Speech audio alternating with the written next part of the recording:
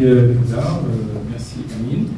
On a commencé dans le vif du sujet, puisqu'on a parlé déjà de l'écrivain, on a déjà parlé de l'œuvre elle-même. Je voudrais, avant de donner la parole à Warita, professeur de français, qui a lu et le premier recueil et le deuxième, donc peut-être je ne cache pas un petit peu le secret pour dire qu'il a une petite perspective comparative entre les deux, que j'espère positive. Donc, moi, je ferai juste un petit mot en tant qu'éditeur. Donc, c'est Astara Édition qui a pris en charge l'édition et du premier et du deuxième recueil.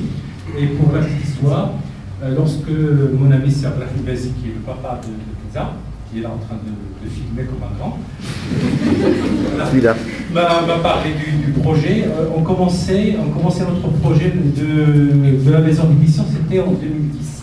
Et je vous assure que c'était une belle aubaine, parce que le premier titre, c'était Kenza, et ça nous a porté bonheur, parce que là, actuellement, on est pratiquement à 15 titres au bout de 2 années de service et d'action, et on est très content d'accompagner le talent de Kenza Bazi. Et je cède la parole à Fita Fouad.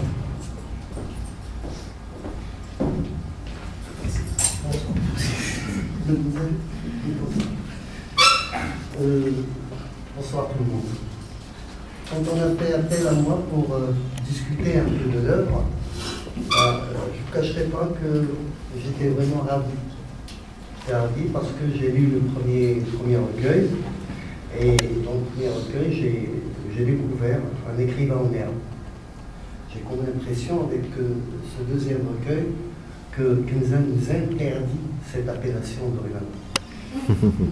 Et c'est engagé maintenant. C'est un écrivain, d'accord, qui commence. Il a balbutié dans le premier recueil. Non, il a balbutié à 8-9 ans, tu m'as dit. Il a balbutié déjà à 8-9 ans. À 8-9 ans, il a déjà commencé à écrire. Donc, son premier recueil prouve d'une certaine maturité.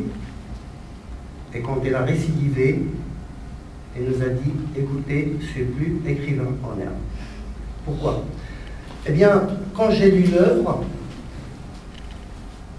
j'ai découvert, comme disait Victor Hugo, l'autopsie intellectuelle d'un certain nombre de personnages.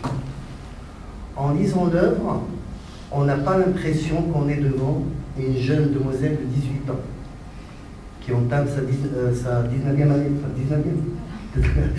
Donc, on n'a pas l'impression qu'on est devant une jeune fille de 18 ans. On a l'impression qu'on est devant quelqu'un qui a derrière lui plusieurs années d'expérience. Bien, pourquoi?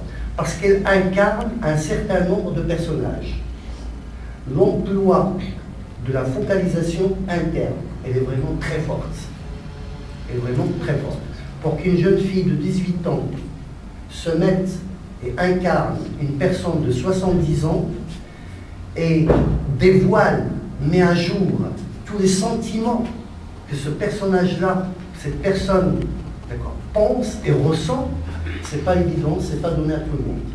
Cela prouve tout simplement que c'est une fille qui n'arrête pas de lire. Tout simplement.